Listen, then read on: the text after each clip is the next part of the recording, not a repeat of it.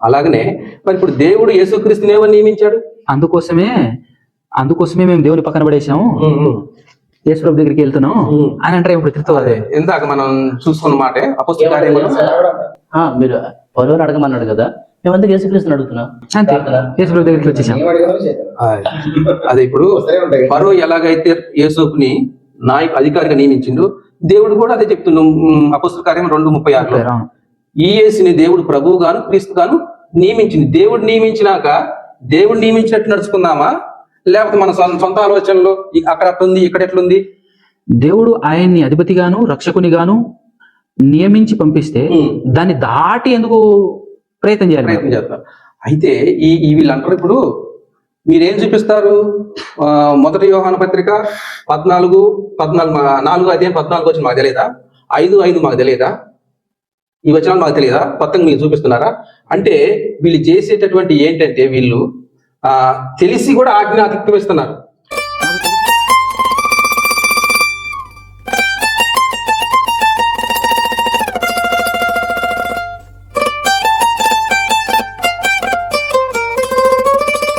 మొదటగా మనందరి కన్న తండ్రి, సమస్త సృష్టిని సృష్టించిన ఏకైక దేవుడు, మన కొరకు తన కుమారుని పంపించిన ఆ దేవునికి యేసుక్రీస్తు ప్రభుల వారి ద్వారా పరిశుద్ధాత్మ సహాయంతో స్తుతి స్తోత్రాలు కృతజ్ఞతాస్తుతులు చెల్లించుచున్నాను. అదేవిధంగా ఆయన మాటలు వినబడుతున్నటువంటి మాటలని మరి ఎలా ఉన్నవో లేవో అని చెక్ చేసి సరి చూసుకొని మరి నమ్మి ఆయన నా లోకానికి వెళ్ళాలి అనే సదుద్దేశం కలిగి వింటున్నటువంటి మీ అందరికీ కూడా క్రీస్తు పేరటనే నా యొక్క శుభములు వందనాలు తెలియజేస్తూ ఉన్నాము. అలాగనే ఉదయం జరిగినటువంటి సెషన్లో త్రిత్వం అనేటటువంటి బోధ అపోస్తులకు తెలుసా తెలియదా అని అన్నప్పుడు, అపోస్తలులకు తెలియదు. ఎందుకనంటే అపోస్తలు చనిపోయిన తర్వాత 2వ శతాబ్దంలో టెర్టులియన్ అనేటటువంటి వ్యక్తి ట్రినిటాస్ అనేటటువంటి పదాన్ని తీసుకురావటం, ఆ తదనంతరం అది కాస్త మెల్లమెల్లగా ప్రాచుర్యంలోనికి రావటం, 4వ శతాబ్దంలో మరి త్రిత్వం అనే మాటతో ఒక సిద్ధాంతాన్ని, విశ్వాస ప్రమాణాన్ని వాళ్ళు తయారు చేసుకోవటం, అది ఉదయం సెషన్లో మేము వినిపించటం జరిగింది. ఆ కాలంలో 4వ శతాబ్దంలో చేసినటువంటి ఆ విశ్వాస ప్రమాణాన్ని మరి కౌన్సిల్ క్రీడ్ అంటే నైసియా కౌన్సిల్, నైసియా క్రీడ్ అని చెప్పేసి పిలిచారు అని చెప్పాను. దాని తర్వాత వచ్చేసి 5వ శతాబ్దంలో అంటే 500 తర్వాత అంటే 6వ శతాబ్దం కాలంలో మరొక క్రీడ్ని త్రిత్వవాదులు నిర్మించుకున్నారు. దాని పేరు అథనేసియస్ క్రీడ్ అని చెప్పేసి వాళ్ళు పిలుచుకున్నారు. సో ఇదంతా అపోస్తలుల తర్వాత వీళ్ళు ఏర్పాటు చేసుకున్నదే తప్ప ఇది అపోస్తలులకు తెలియనిది ఈ త్రిత్వ సిద్ధాంతం అనే విషయం క్లియర్ కట్గా మనకు అర్థమవుతుంది అని ఉదయకాలంలో సెషన్లో మనం మాట్లాడుకోవటం జరిగింది. అయితే ప్రియులారా, ఇప్పుడు మరి బైబిల్లో అపోస్తలుల బోధ ఏంటి? అపోస్తలులు మరి త్రిత్వాన్ని సమర్థించుకుంటూ మాట్లాడారా? ఈరోజు అపోస్తలులు బోధించినటువంటి బోధలో త్రిత్వం ఉందా? లేకపోతే నేడు చాలా మంది త్రిత్వమే బైబిల్ బోధే త్రిత్వము అని మాట్లాడుతున్నారు. సో అది వాక్యానుసారంగా తప్పు అనేటటువంటిది నిర్ధారణ అవుతుంది. ఎలా నిర్ధారణ అవుతుంది? ఎలా తప్పు? వాక్యానుసారంగా ఎలా తప్పు? త్రిత్వ సిద్ధాంతం ఎలా తప్పు అనేటటువంటిది మరి మన మధ్యలో ఉన్నటువంటి సహోదరుల ద్వారా మనం తెలుసుకునేటటువంటి ప్రయత్నం చేద్దాం. మొదటగా మరి మన మధ్యలో ఉన్నటువంటి రాజబాబు అన్నగారు, తెనాలిలో సేవ చేస్తున్నటువంటి అన్నగారు, మరి త్రిత్వ బోధ ఎలా తప్పో ఆయన వర్షన్లో ఆయన తెలియచేస్తారు. మనం వినేటటువంటి ప్రయత్నం చేద్దాం. ఒక 20 నుంచి 25 నిమిషాల వరకు అన్నగారు మరి తీసుకొని మాట్లాడవలసిందిగా కోరుచున్నాం. మనందరి కన్నతండ్రి అయినటువంటి దేవునికి, ఆయన ప్రియకుమారుడైన యేసుక్రీస్తు వారి పరిశుద్ధ నామంలో కృతజ్ఞతాస్తుతులు తెలియజేస్తూ, అలాగనే మరి నాతో కలిసి ఉన్నటువంటి నా తోటి సేవకులైనటువంటి వీరికి, అలాగే మా మాటలు వీక్షిస్తున్నటువంటి మీ అందరికీ నా ప్రత్యేకమైనటువంటి వందనాలు తెలియజేస్తున్నాను. సో ఈరోజు ఉదయం సెక్షన్ నుంచి కూడా త్రిత్వానికి సంబంధించినటువంటి విషయాలు మేము మరి చర్చ చేయటం అనేది జరిగింది. సో ఇంకా మేము మాట్లాడాలంటే చాలా విషయాలు ఉంటాయి, కానీ సో కొన్ని మెయిన్ విషయాలని మీ ముందుకు తీసుకురావాలన్న ఉద్దేశంతో మాట్లాడుతున్నాం. మెయిన్ ఈరోజు నేను మీకు తెలియపరిచేటువంటి కొన్ని విషయాలు ఏంటంటే, ప్రాముఖ్యంగా బైబిల్ గ్రంథంలో మనకి యాక్చువల్గా 3 క్యారెక్టర్లు కనిపిస్తాయి. ఇంకో మాటలో చెప్పాలంటే మొత్తం 5 క్యారెక్టర్లు. అంటే ఎలాగంటే దేవుడు, యేసుక్రీస్తు, పరిశుద్ధాత్మ, అలాగే దూతలు, మనుషులమైనటువంటి మనం, 5 క్యారెక్టర్లు.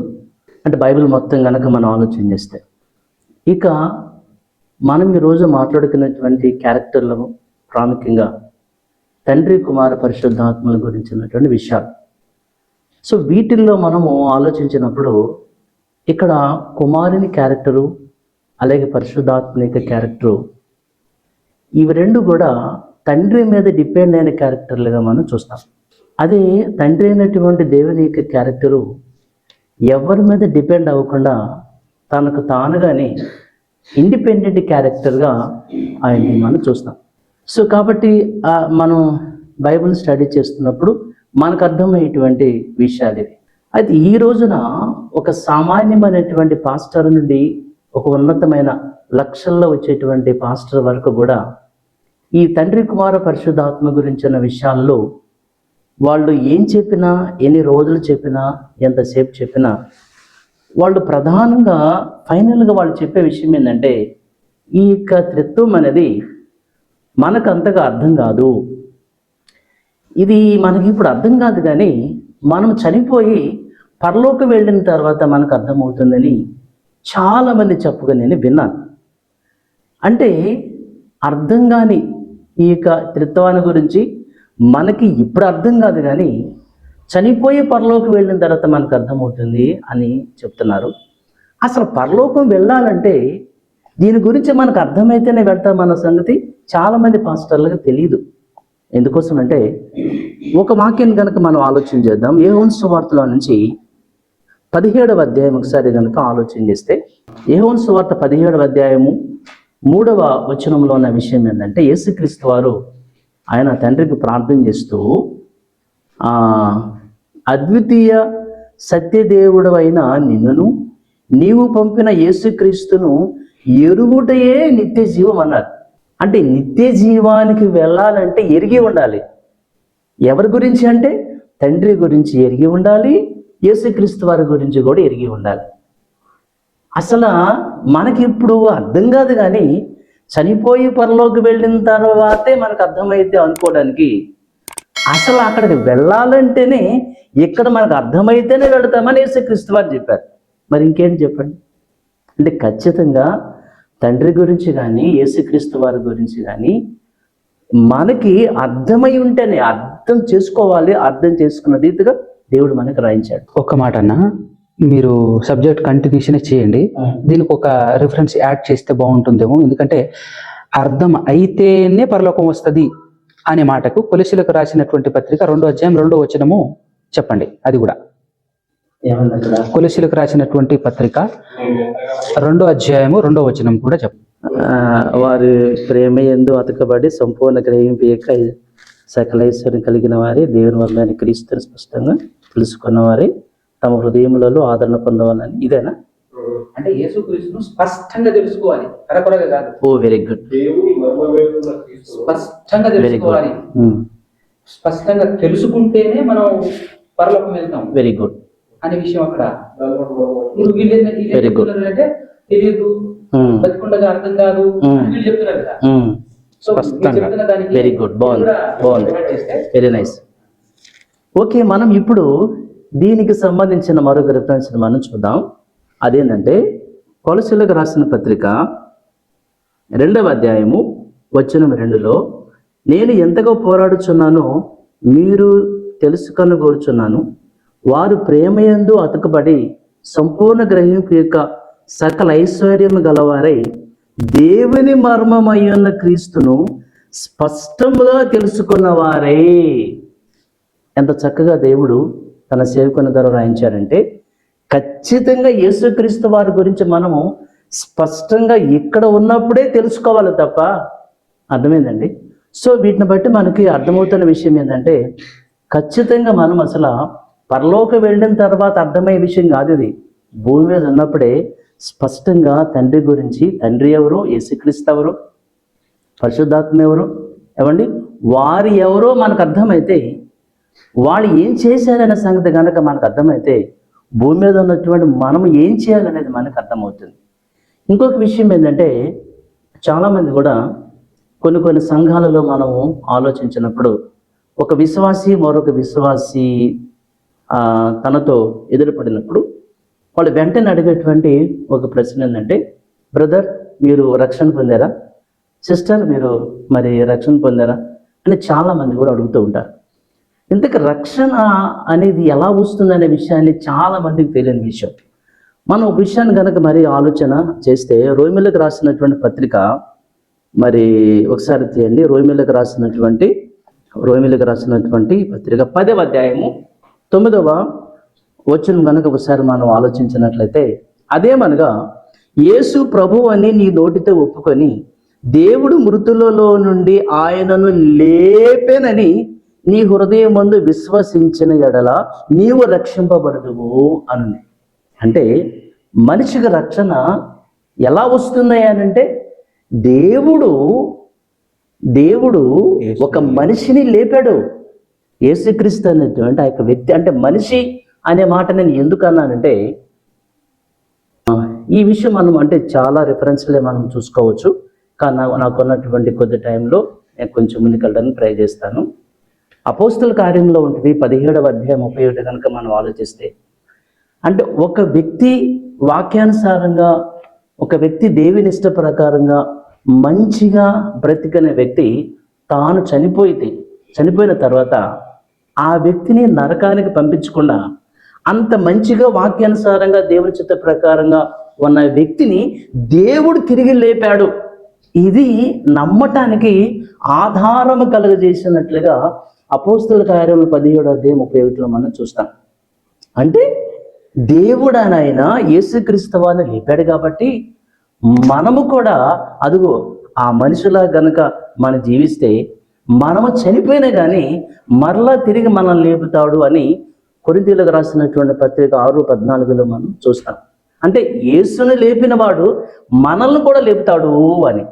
అంటే ఎందుకు ఈ విషయాలు అంటున్నానంటే, అసలు మనిషి రక్షణలోనికి రావాలంటే, రక్షణ పొందుకోవాలంటే తండ్రి ఎవరు, అలాగే యేసుక్రీస్తు వారు ఎవరు, ఈయన ఏం చేశాడు, ఈయన చనిపోతే ఏం జరిగింది, ఆయన ఎలా లేపాడు, ఇవన్నీ కూడా మనకి క్లారిటీ లేకుండా రక్షణకు మనం ఎలా వస్తాం, దేవుళ్ళ మనం ఎలా సాగుతాం. కాబట్టి ఈ రోజున చాలామంది నేటి యొక్క విశ్వాసంలో ఎట్లా ఉన్నారంటే, మనుషుల జ్ఞానాన్ని, వాళ్ళ విశ్వాసాన్ని, వాళ్ళ భక్తిని మనుషుల జ్ఞానాన్ని ఆధారం చేసుకుంటున్నారే తప్ప, ఒకసారి కనుక మన ఆ వాక్యాన్ని ఆలోచించినట్లయితే, కొరింథీయులకు రాసినటువంటి మొదటి పత్రిక 2వ అధ్యాయము మరి వచనం 4లో, మీ విశ్వాసము మనుషుల జ్ఞానమును ఆధారం చేసుకొనక దేవుని శక్తిని ఆధారం చేసుకొని ఉండవలనని అనుంది. అంటే మనము మన యొక్క విశ్వాసం అనేది, మన భక్తి అనేది మనుషుల జ్ఞానం ఆధారం చేసుకోకూడదు అని. అంటే నిజానికి ఈ మనుషుల జ్ఞానాన్ని ఆధారం చేసుకుని తండ్రి కుమార పరిశుద్ధాత్మ గురించి మన వాళ్ళు అసలు మనుషుల జ్ఞానంతో అల్లినటువంటి ఈ కథలు చాలానే ఉన్నాయి. ఫర్ ఎగ్జాంపుల్గా వీళ్ళు చెప్పేటువంటి ప్రాముఖ్యమైన విషయాలలో కొబ్బరికాయ గురించి వీళ్ళు మాట్లాడతారు. కొబ్బరికాయ అంటే ఆ పైన ఉన్నటువంటి టెంకేమో దేవుడని, లోపల ఉన్నటువంటి ఆ కొబ్బరేమో యేసుక్రీస్తు అని, ఇంకా లోపల ఉన్నటువంటి ఆ యొక్క నీళ్ళేమో పరిశుద్ధాత్మని వీళ్ళు చెప్తారు.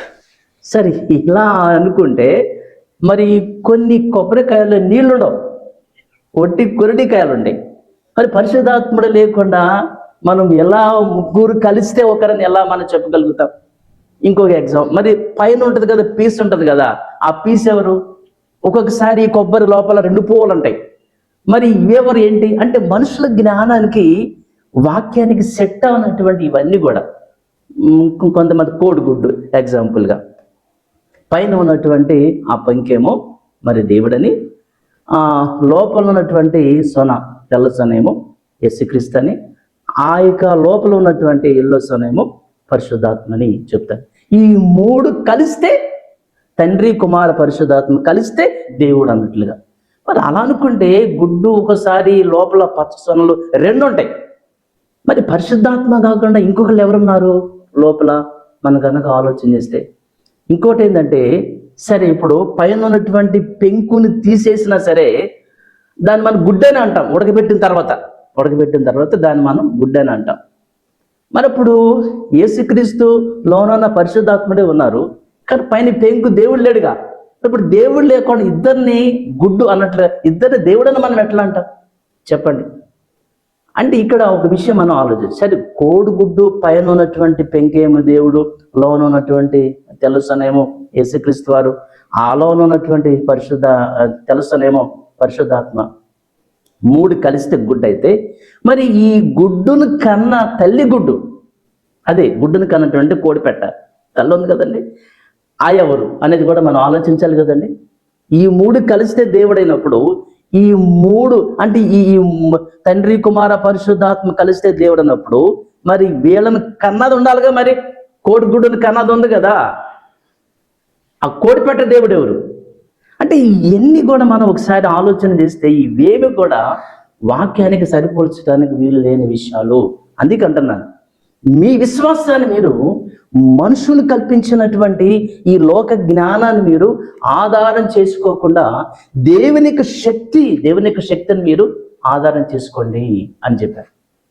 కొంతమంది ఏమంటారంటే, ఏమండి దేవుడనైనా ఒక మహాశక్తి అయినా మహాశక్తిలో నుంచి ఒక మహాశక్తిలో నుంచి ఇంకొక శక్తి, సగం శక్తి ఈ లోకానికి వచ్చేసింది అని చెప్పేసి. అంటే దేవుడు అనే ఒక మహాశక్తిలో నుంచి సగం దేవుడు ఈ లోకానికి వచ్చాడు అంటే ఇప్పుడు ఏంది? పరలోకంలోనేమో సగం శక్తి ఉంది, సగం శక్తి గల దేవుడేమో భూమి మీద ఉన్నాడు. సరే, అట్లాగే ఆలోచన చేద్దాం. అలా కనుక మనం మరి ఆలోచన చేస్తే, మరి ఇప్పుడు ఉన్నటువంటి ఇప్పుడు యేసుక్రీస్తు వారు దేవునిలో నుంచి సగం శక్తి అనుకుంటే, ఈ సగం శక్తి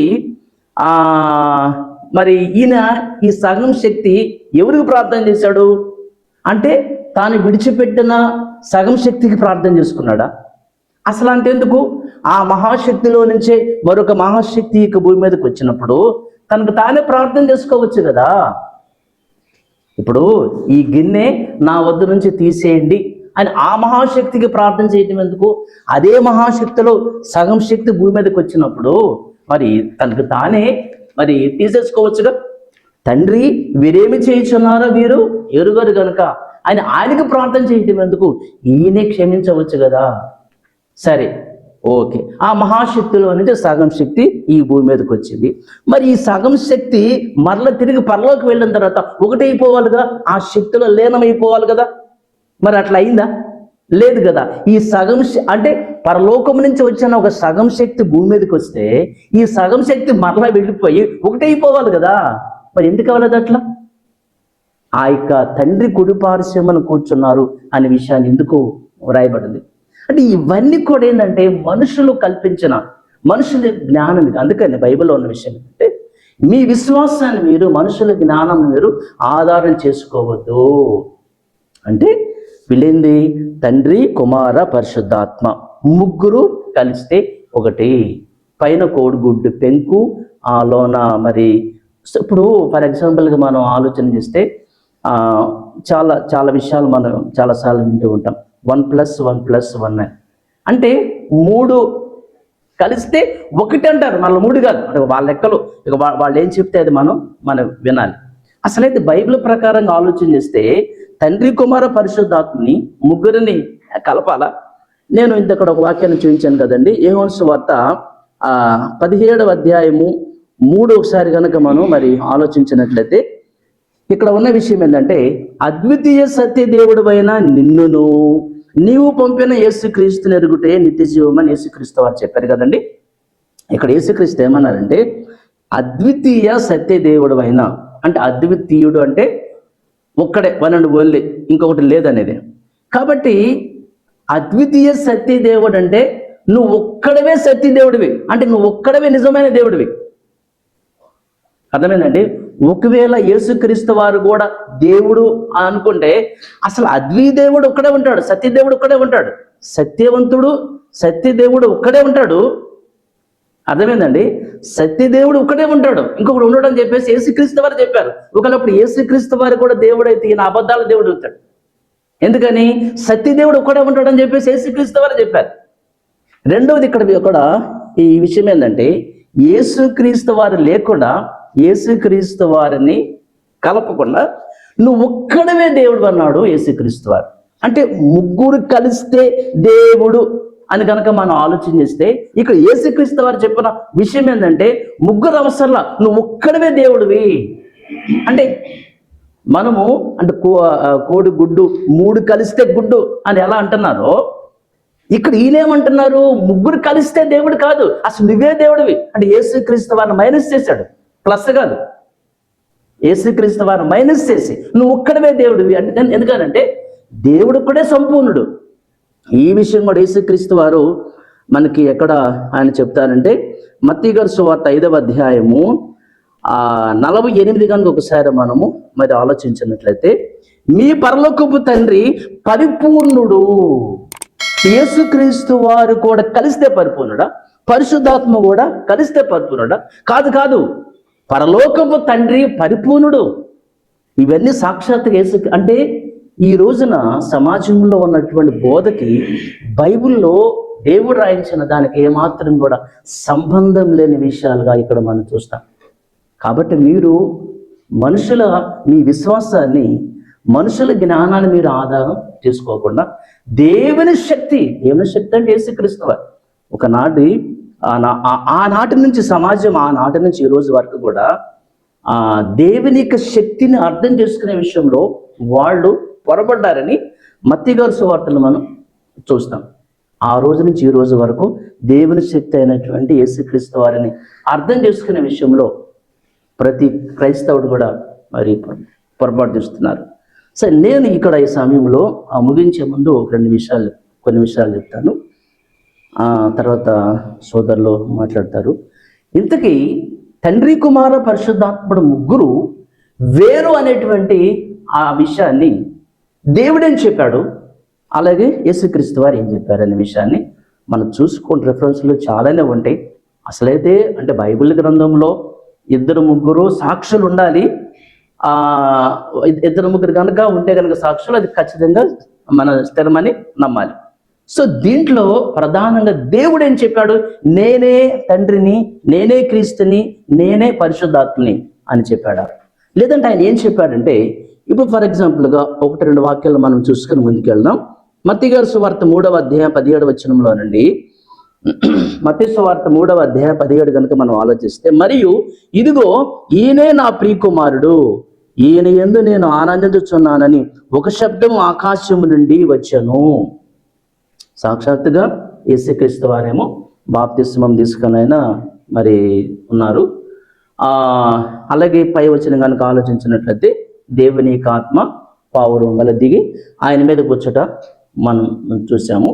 మూడవదిగా పరలోకం నుంచి మనకి మరి స్వరం అనేది వినిపిస్తుంది. ఇక్కడే మనకు అర్థమైపోతుంది ఆల్రెడీ. పరలోకం నుంచి ఏమో దేవుని యొక్క స్వరం అనిపిస్తుంది, భూమి మీద యేసుక్రీస్తు వారు బాప్తిస్మం పొందారు, పరిశుద్ధాత్ముడు మాత్రము ఆయన మీదకి వచ్చారు. ఈజీగా మనకి అర్థమైపోట్లా. సో ఇదే విషయాన్ని మనము మరి మత్తయి గారి సువార్తల్లో కూడా సాక్షాత్తుగా దేవుడు చెప్పిన విషయం ఏంటంటే, ఈయన నా ప్రియకుమారుడు, మీరు ఈయన మాట వినండి అని చెప్పారు. అంటే ఈయన మాట వినండి అంటే ఆయన ఏం చెప్తే అది మనం వినాలి. అంటే యేసుక్రీస్తు వారి గురించి తండ్రి ఇచ్చినటువంటి సాక్ష్యం ఏంటంటే, ఇదిగో నేనే ఈయనే నేను అని కాదు, ఈయన నా ప్రియకుమారుడు అని తండ్రి సాక్ష్యం ఇచ్చాడు కదా. ఆ తండ్రి సాక్ష్యాన్ని కనుక మనం నమ్మకపోతే అసలు మన దేవునే నమ్మనట్లు. ఒకసారి మనం ఎక్కడ ఉంటుందండి ఈ విషయము, 1 యోహాను పత్రిక 5వ అధ్యాయంలో నుంచి 1 యోహాను పత్రిక 5వ అధ్యాయం 9 కనుక ఆలోచిస్తే, దేవుని కుమారుని యందు విశ్వాసం ఉంచేవాడు తనలోనే ఈ సాక్ష్యం కలిగి ఉన్నాడు. దేవుని నమ్మనివాడు ఆయన తన కుమారుని గూర్చి ఇచ్చిన సాక్ష్యమును నమ్మలేదు కనుక అతడు దేవుణ్ణి అబద్ధికునిగా చేసేవాడు. అని దేవుడు తన కుమారుడు గురించి ఏమని సాక్ష్యం ఇచ్చాడు? నా కుమారుడు అని చెప్పాడు కదా.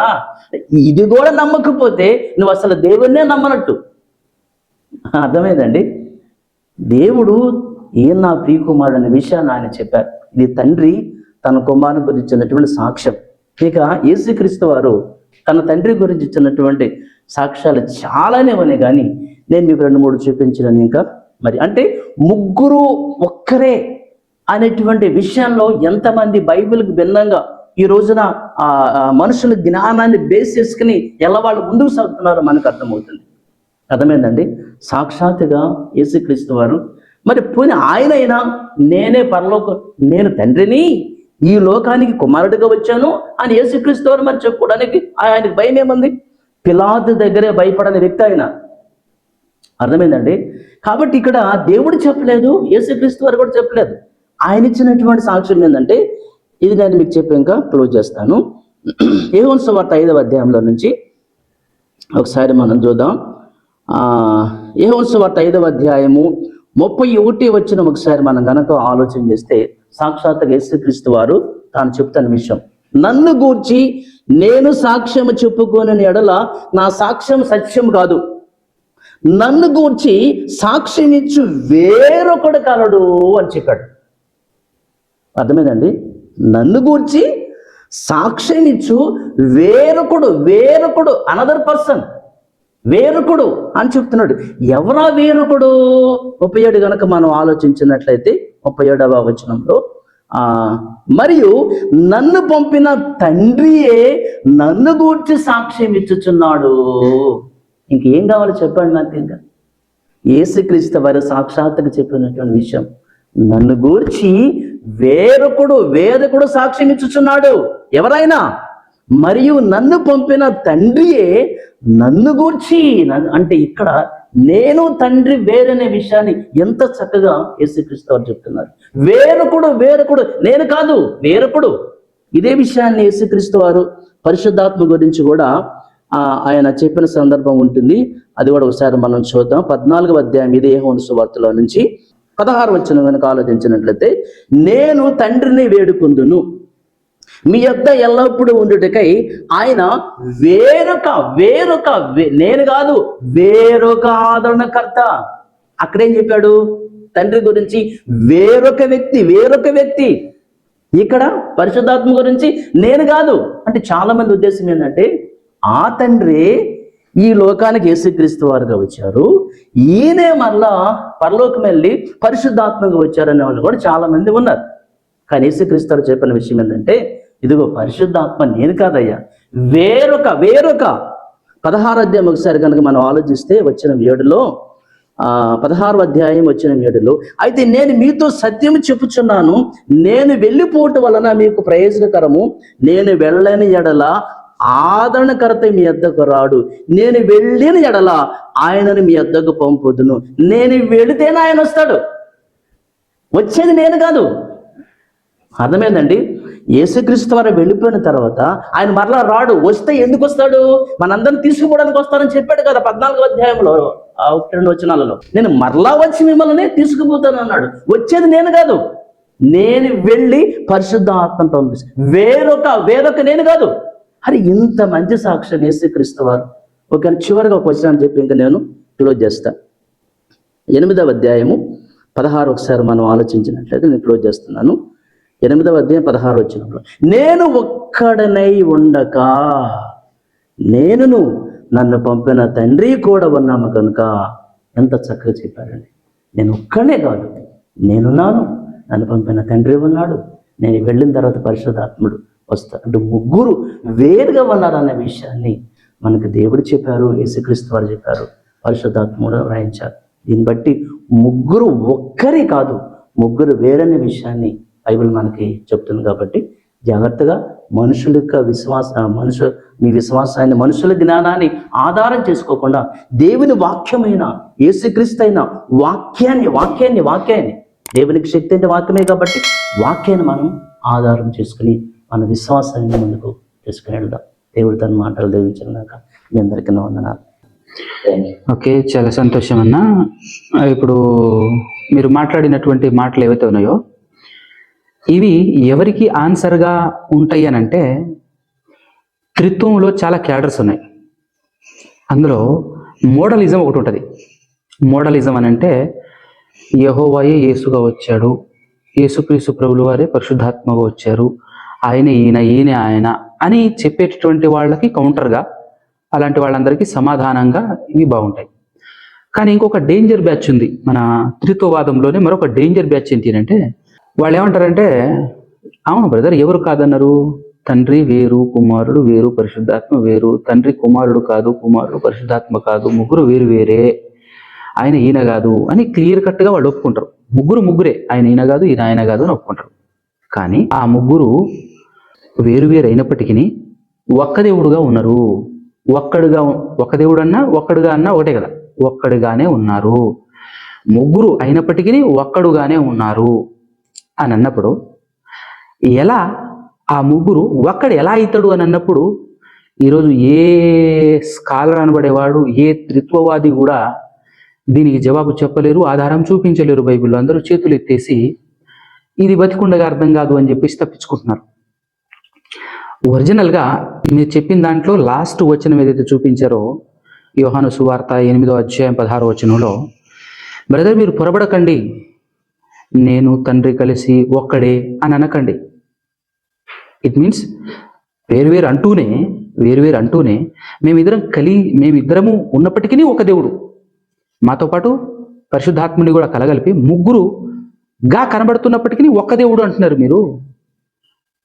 ఒక్కడుగా లేం మేము, అవునా కదా, ఒక్కడుగా లేము అని చెప్పేసి ఇక్కడ నేను ఒక్కడనై ఉండక నేను నన్ను పంపిన తండ్రి కూడా ఉన్నాము గనుక నేను తీర్పు తీర్చినను నా తీర్పు సత్యమే, మరియు ఇద్దరు మనుషుల సాక్ష్యం సత్యమని మీ ధర్మశాస్త్రంలో వ్రాయబడి ఉన్నది కదా అన్నాడు.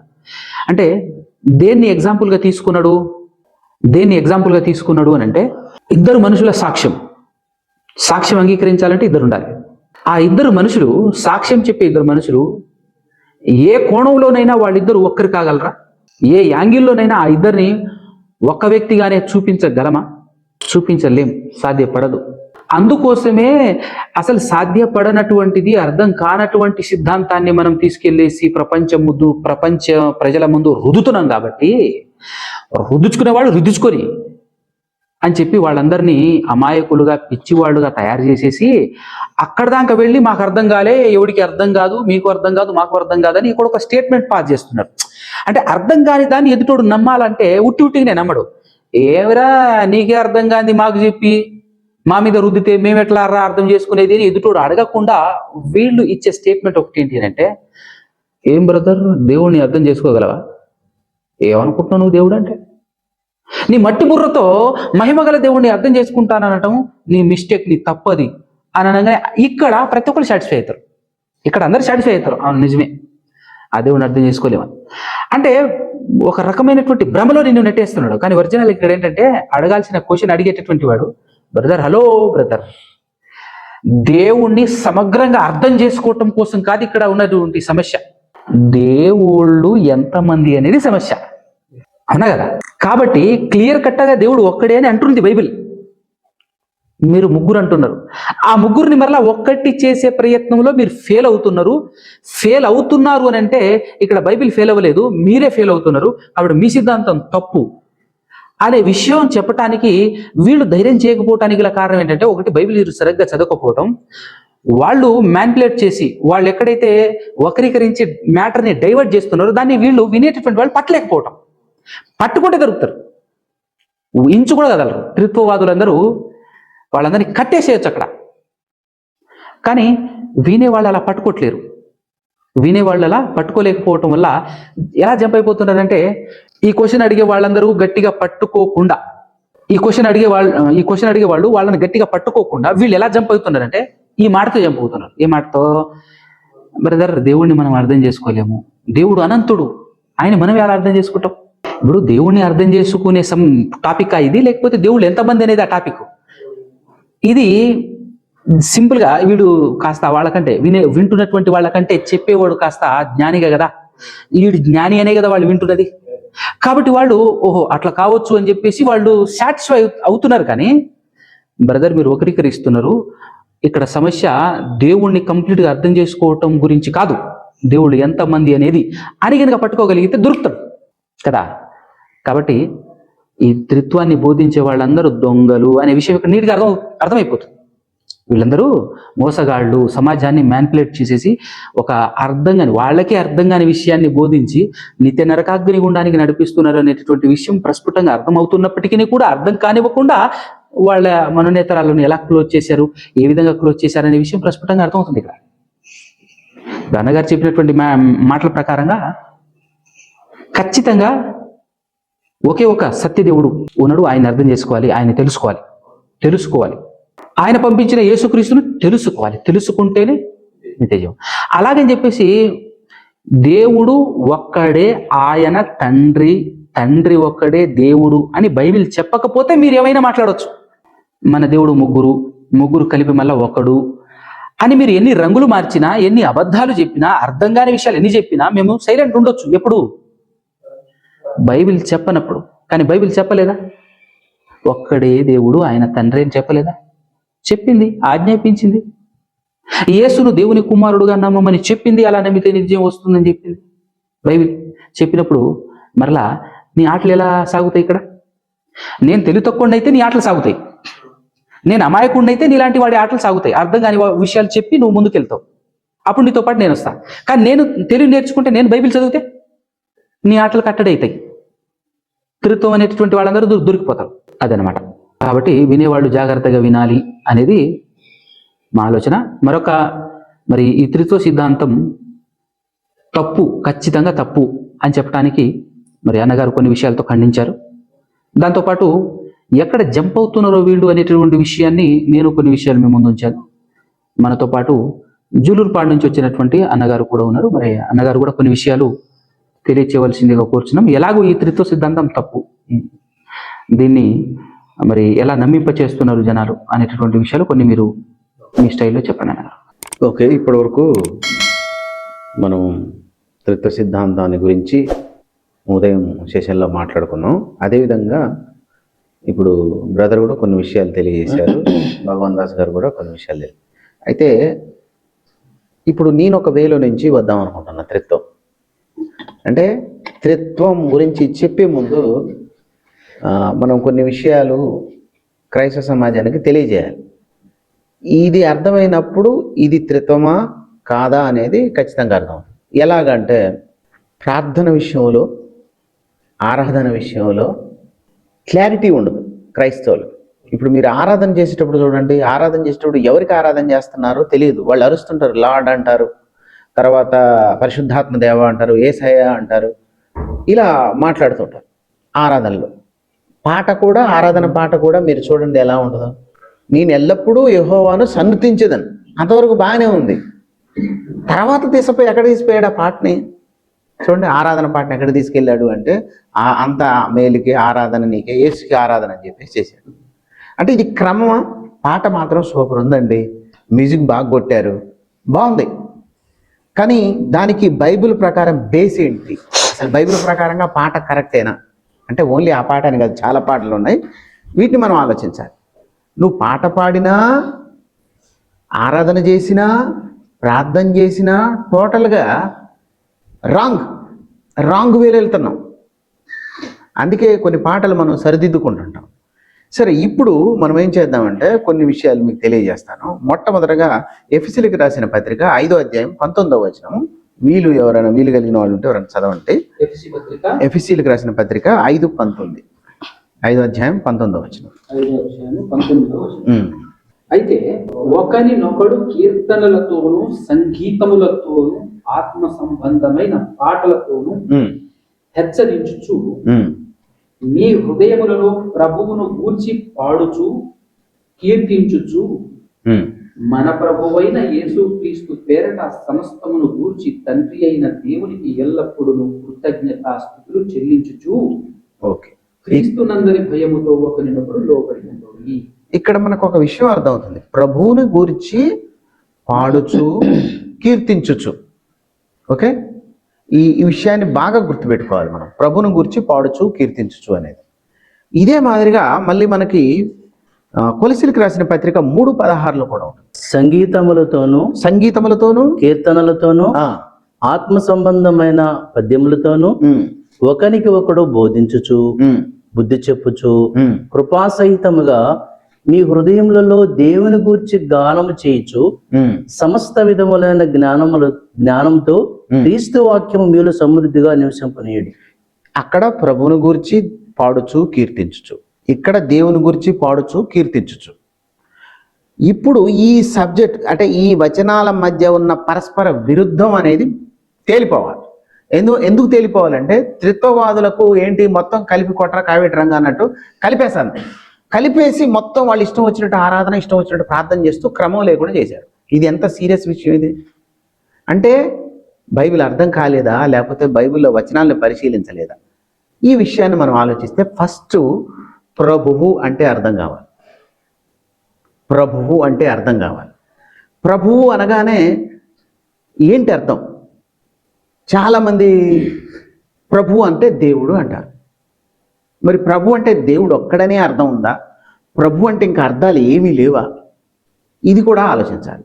ఇది ఆలోచించినప్పుడు నువ్వు ఎలా ప్రార్థన చేస్తున్నావో, ఎలా ఆరాధన చేస్తున్నావో, ఎవరిని తండ్రి అంటున్నావో, ఎవరిని ప్రభు ఎవరిని కుమారుడు అంటున్నావో, ఎవరిని పరిశుద్ధాత్మ అంటున్నావో, ముగ్గురు వేరు అంటున్నావో, ముగ్గురు కలిపి ఒకటి అంటున్నావో నీకు తేలిపోద్ది.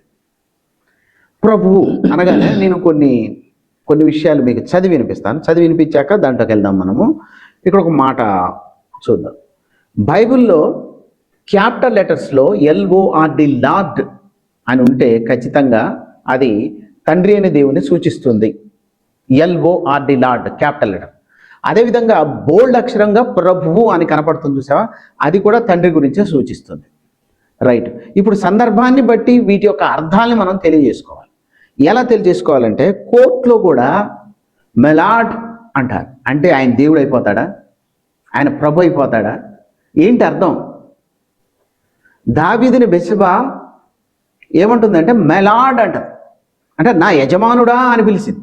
అబ్రహాము దేవదూతలు వచ్చినప్పుడు ప్రభువా అంటాడు, అంటే ప్రభువా అన్నాడు. చూసారా? మరిలా మనం ఇట్లనే ఆలోచించుకుంటూ పోతుంటే ప్రభువులు అనబడిన వారు ఉన్నారు, అదేవిధంగా యేసుక్రీస్తు వారు ప్రభు అని కూడా రాయబడు. అంటే ఇప్పుడు ప్రభువు అని తేలితేనే ఈ విషయం మొత్తం అర్థమవుతుంది. ప్రభువు అర్థం కాకపోతే ఏది అర్థం కాదు. అంటే ప్రభు అంటే సందర్భాన్ని బట్టి ఆలోచిస్తే అబ్రహాముని షారా యజమానుడా అని పిలిచింది. ఇంగ్లీష్లో ఏమనుంటుంది తెలుసా? లార్డ్ అని ఉంటుంది. స్మాల్ లెటర్లో LORD లార్డ్ అని ఉంటుంది. అంటే స్మాల్ లెటర్లో LORD లార్డ్ అని ఉంది.